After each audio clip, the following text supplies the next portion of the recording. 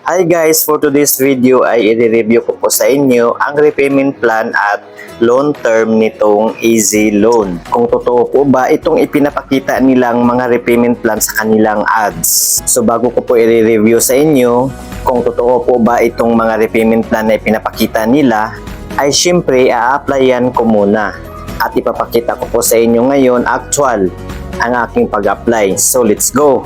So ngayon dadaan muna tayo sa Play Store para i-download ang Easy Loan.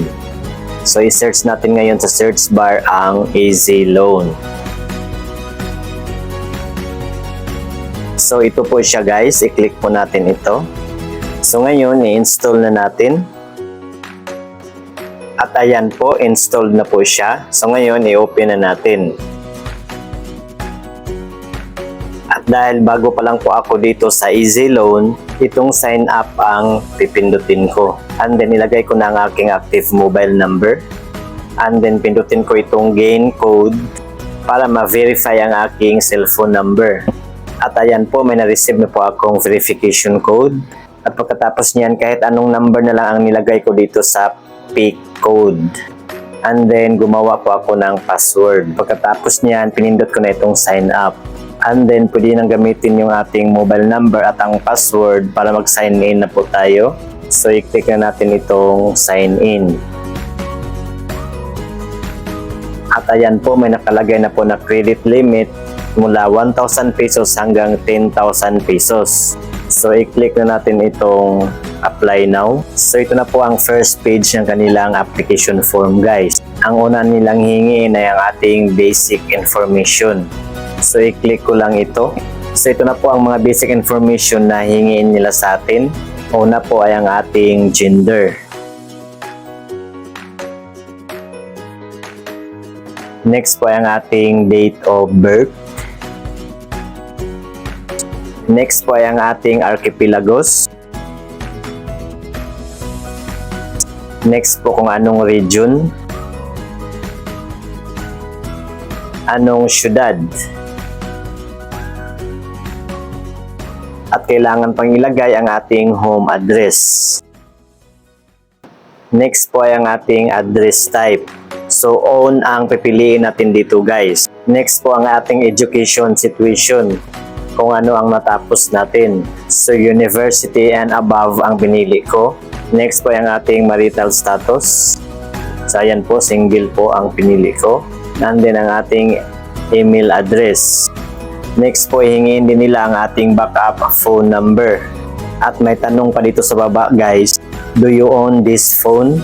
O pag-aari ba daw natin ang ating phone number na nilagay? Siyempre, ang pipiliin natin dito ay itong yes, this phone is mine. At dito sa pinakababa guys, may tanong pa po nga, how long have you been using this phone? So, gaano katagal na raw ginagamit natin itong ating phone? So, may pipilian po tayo dito guys. Ang pinili ko po dito ay itong over 3 years. And then, pindutin na natin itong next step. So, dito na po tayo sa contact information guys. Ito na po yung mga contact reference. So, contact number lang po at pangalan ng contact person ang hiningi nila guys. At ayan po, nalagyan ko na. So, pindutin na natin itong submit. So, dito na po tayo sa identity information. Pindutin natin itong type of ID para makapili po tayo ng valid ID na tinatanggap ng Easy Loan. So, ito lang po ang tinatanggap nilang valid ID guys. SSS, UMID, passport, driver's license, at national ID. So, itong driver's license ang available sa akin guys. Pindutin ko lang ito. So, pindutin na natin itong nasa left side na camera icon para picturean na ang aking valid ID. Pindutin lang natin itong while using the app. At ayan po. And then, pindutin ko na itong may puti na bilog. And then, pindutin natin itong okay. And then, pindutin natin itong isa para sa ating selfie. Pindutin ulit natin itong bilog. And then, pindutin natin itong okay. At ayan na po ang aking valid ID at ang aking selfie. So ngayon dito sa baba, ilagay natin yung mga importanteng detalye na nakalagay sa ating valid ID tulad po ng ating ID number, ating last name or apelyido, next po ay ang ating pangalan at ang ating middle name. And then pindutin ko na itong submit.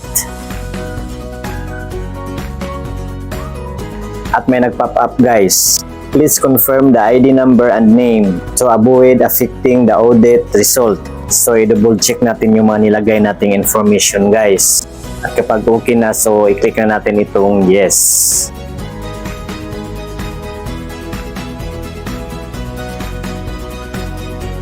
Sa next page guys ay hingin pa nila ang ating employment information. Tulad po ng ating company name, kung ano ang pangalan ng ating pinagtatrabahoan. Next po ay contact number ng ating pinagtatrabahoan. Next po kung ano ang company postal code. Next po kung ano po ang nature of the company. So ang pinili ko po dito guys ay itong private company employee. Next po ay ang ating occupation. So dahil wala dito sa selection ang trabaho ko, itong other ang pinili ko. Next po ay ang ating employment duration. Kung gaano na po tayo katagal sa ating pinagtatrabahoan. So ang pinili ko po dito guys ay itong over 3 years. Next po kung anong archipelagos ang ating pinagtatrabahoan, anong region, at anong city. And then next ay gusto nilang malaman kung magkano ang ating monthly income. So ang nilagay ko po dito guys is 24,000. Next po ay ang ating pay cycle, kung ano po ang sistema ng sahudan. At dahil twice a month yung sahod ko, ang pinili ko po dito ay once every 2 weeks. At kailangan pa tayong mamili kung ano po ang payday 1. So 15th day ang aking pinili dito. At dito sa payday 2 at dito sa payday 2 ay itong 31. At dito sa pinakababa guys, maghingi pala ang easy loan ng proof.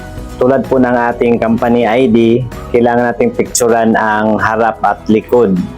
And then dito sa baba guys ay hingin din nila ang ating payslip. So dahil wala po akong maibigay guys, pwede naman tayong makapagpatuloy kahit wala itong mga proof. I-click lang natin itong skip to continue apply. At ito na po guys, ito na po ang kanilang loan details. So may binigay na silang credit limit sa akin guys, 1,500 pesos. At ang amount na marireceive ko raw dito guys is 1,021 pesos lang po. Nako, ang laki na naman ng bawas. So ito po yung nabawas sa ating 1,500 pesos guys. Ang borrowing service fee na 316 pesos at ang withdrawal fee na 140 pesos. At may payment fee pa pala guys na 23 pesos. Tapos ang loan term guys is 7 days lang po. Ay nako, kabilang na naman ito sa mga loan shark. Walang pagkakaiba. So hindi ko na naman ito itutuloy guys.